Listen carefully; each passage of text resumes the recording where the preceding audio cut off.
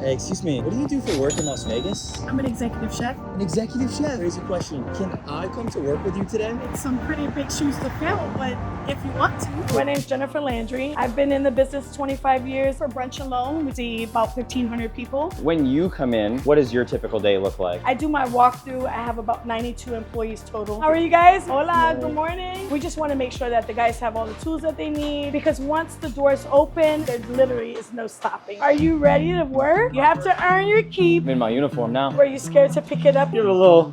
Okay. Is that enough sauce? Uh-oh. Some of the pepperoni's coming off. No, no, no. Is that done? What is the bubble though? Okay, you can't serve it to the customer. It has to be sexy. That's sexy.